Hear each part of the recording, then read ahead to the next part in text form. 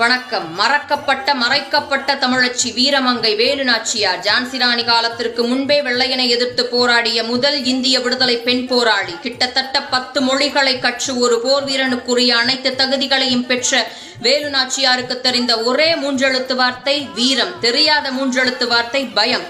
சிவகங்கையை மீட்டெடுப்பதற்காக திண்டுக்கல் கோட்டையில் தங்கி அங்கிருந்து தனது படைப்பிரிவை பெருக்கி அதை 2ஆக பிரித்து ஒன்றிற்கு சின்ன மருதுவையும் மற்றொன்றிற்கு பெரிய மருதுவையும் தளபதியாக்கி அந்த மிக பெரும் படைப்பிரிவிற்கு ஒற்றை பெண்ணாக தலைமை தாங்கினார். ஒரு பெண்ணின் கீழ் 2 மாபெரும் வீரன்கள். நினைக்கும் பொழுதே புல்லரிக்கிறது.